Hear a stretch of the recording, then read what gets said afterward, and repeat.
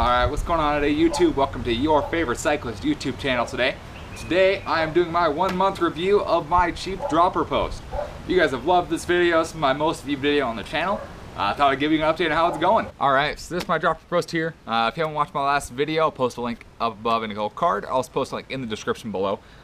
This is my TransX dropper post here. This is my cheap dropper post, about 100 and I think it was 150 bucks after shipping. External routed dropper post here, small cable actuated.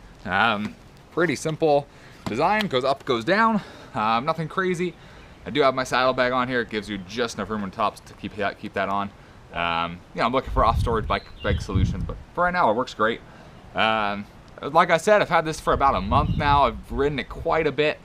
One thing I can tell you, this has changed my riding style dramatically.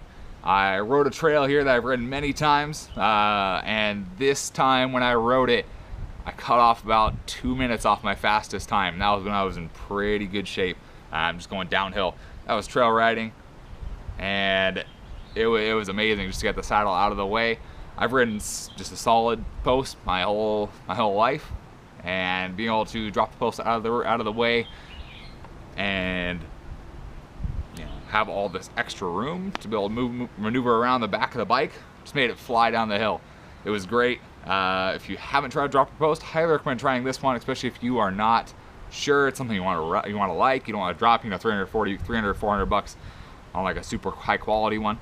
Highly recommend this here. One of the things I have had a lot of comments about and messages about is I have such and such dropper post, it's causing me issues. Is it the dropper post that I should get?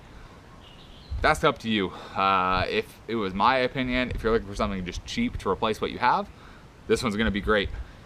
If you have a higher end dropper post right now and you wanna drop down to this one, you might notice some differences. One of the ones I noticed on this one especially, it has some saddle play here. As I've heard, each dropper post has a little bit of play to it up in the saddle, but this one has a little bit of play here. It's cable actuated. This one's actually externally routed. It's not internal cable. They do make one that's internal on the bike. That actually comes out the bottom of the seat post, but I have the external routing, so I couldn't tell you anything about the internal one. But if you are looking for just a cheap replacement, the one you already have that you're having issues with, give this one a shot. It's gonna work good for you. It's worked great for me.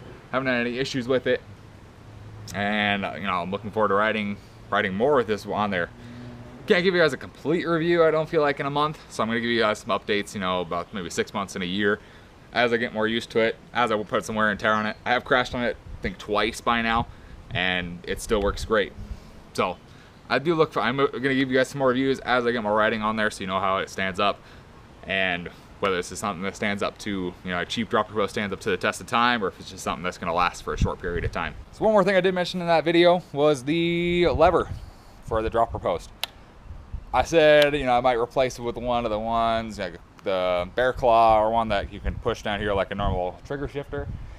Ultimately, I found this one to work perfectly fine for what I ride. I ride mostly cross country, a little bit of kind of trail riding, and then on the road as well. This one works perfectly fine for right now, for what I've used it. Maybe if I went with, instead of a single speed setup, I went with like a 1x system, where I had a regular shift lever on that side. Might feel more comfortable with a regular shift lever over here, or something similar to that. Right now, this one hasn't caused me any issues. Has a nice barrel adjuster here, and allows me to tighten the cable just really easy to make sure everything's working as smoothly as it should. So for those who are wondering about this kind of lever, and read all these posts, oh, I don't like that kind of lever, this one's worked fine for me. I think it's to each his own. This one's worked fine for the type of riding I have. For you, you might need something kind of more out of the way if you do a lot of downhill or something like that. But for me, for my type of riding, this lever has worked great for me. All right, so that's my 1 month review on my dropper post. Like I mentioned, if you haven't seen my video where I show an installation and my first thoughts on this one, there's a link in the description below. Take a look at that one. Also a link at the end of this video. Ultimately, if you're looking for a cheap dropper post, this is the one to go for right now. A month in, couple rides, couple crashes as well. Still holding up perfectly fine. Highly recommend this one. I'll also post a couple links at the end or up here above in the card for some of my first rides on it, so you guys get an idea. I've made a few comments during my first rides on this one. Just of the differences between the dropper post and the solid seat post. So thank you guys for watching today. If you guys like this video, give it a big thumbs up. If you're new to the channel, please subscribe. I post some great content. Love to do these cheap kind of product reviews for you guys. Cheaper than the average stuff that you get. Like I said, most dropper posts now are gonna be about $300 to $400. This one's about $150 after shipping. It's really cheap versus what's on the market. Otherwise, if you guys enjoyed this video, look forward to seeing you guys on more. Thanks for watching today.